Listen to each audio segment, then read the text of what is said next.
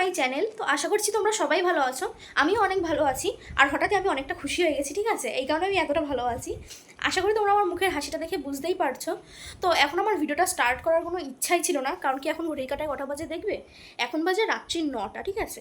তো আমাদের হঠাৎই ঠিক হয়েছে আমরা এখন ঘুরতে যাব, কিন্তু কোথায় যাব সেটা কি তোমরা জানতে চাও?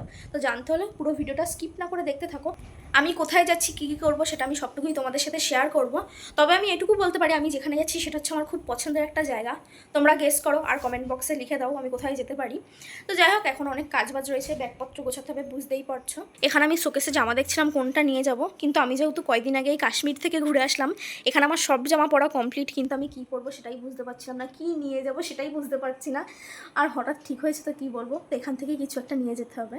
তো চলো আমি ব্যাগপত্র গোছাই, আর তোমরা ভিডিওটা কন্টিনিউ দেখতে থাকো। তো চলো, তোমাদের সাথে তো আমার অনেক কথা হয়ে গেল, এবার ব্যাগপত্র গুছিয়ে নিই, নয়তো আমার আর আজকে যাওয়া হবে না। আমি মাকে বলেছিলাম যে আমি ওই এক জামা পরে আর যাবো না, তাই রাত্রেবেলা মা আর বাবা হাবড়ায় চলে গেছিলো। তো আমার জন্য দুটো জামা নিয়ে এসেছিলো, একটা ছিল কট সেট আর একটা ছিল কুর্তি টপ। আর তোমাদের সাথে গল্প করতে করতে এখানে আমি ব্যাগপত্র গুছিয়েই নিয়েছি প্রায়। তো এখানে যেহেতু আমাদের হুট করে প্ল্যানিং হয়েছে ঘুরতে যাওয়ার কথা, সেটা আমি তোমাদের আগেই বললাম। তো এখানে আমি নেলগুলো ঠিক করছিলাম, যেটুকু নেল পলিশ ছিল সেটুকুও রিমুভ করে নিলাম। দেন রাত্রেবেলা ডিনার করার পর আমরা সবাই মিলে বেরিয়ে পড়ি।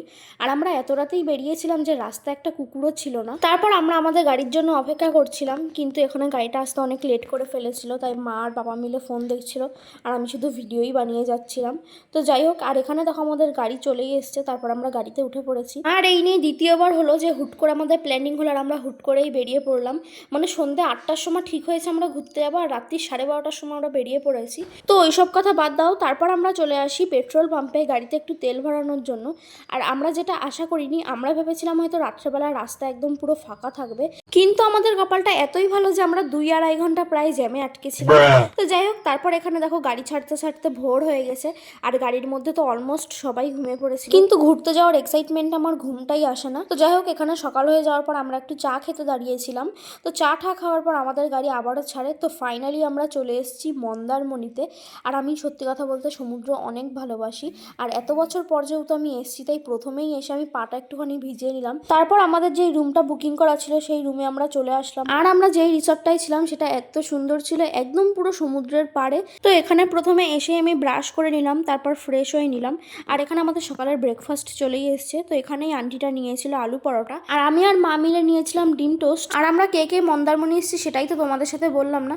তো এখানে আমি, মা, বাবা গেছিলাম, আর একটা কাকা কাকি, একটা ভাই আর একটা মামাও গেছিলো। তো ঝটাপট এখানে ব্রেকফাস্ট কমপ্লিট করে আমরা আবার চলে যাই সমুদ্রের পাড়ে।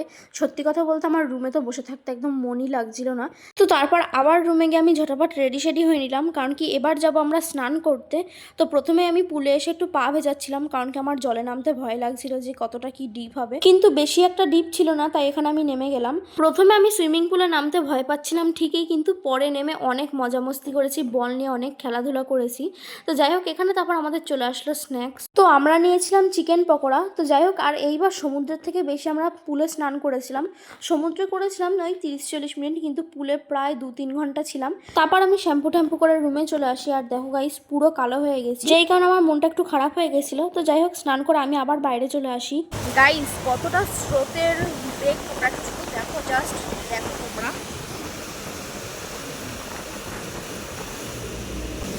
আমরা যখন স্নান করেছিলাম তখন সেই ঢেউ কমতে করছিল, আর এখন দেখো পুরোই বিচের এই সামনেটাই চলে এসছে পুরো। তো যাই হোক, তারপর আমরা রুমে এসে দুপুরের লাঞ্চ করে নিলাম। তো এখানে ছিল চিকেন, ভাত, ডাল। আর আমি যেহেতু সারা রাত ঘুমাইনি আর জলেও অতক্ষণ ছিলাম, তাই একদম টায়ার্ড লাগছিল, তাই খাওয়া দাওয়ার পরেই আমি ঘুমিয়ে পড়েছিলাম। আর ঘুম থেকে উঠেই আমি ঝটাপট রেডি সেডি হয়ে নিয়েছি, কারণ কি এখন আমরা যাব দীঘায়। আর তোমরা সবাই জানো দীঘায় নতুন জগন্নাথ মন্দির হয়েছে, তো সেটাই আমরা এখন দেখতে যাব ভেবেছিলাম, কিন্তু ওই যে আমাদের কপাল এতটাই ভালো যে এসে জানতে পারি এখানে মন্দির বন্ধ হয়ে গেছে, কারণ আমরা রাত্রির 8টার পর এসেছিলাম, আর এখানে সকাল 8টা থেকে রাত্রির 8টা অবধি মন্দির খোলা থাকে। তাই মন্দিরটা বাইরে থেকে দেখেই আমরা চলে আসলাম সমুদ্রের পাড়ে, যেখানে বসে একটুখানি হাওয়া খাচ্ছিলাম। আর ভেবেছিলাম মন্দিরে কালকে যাব।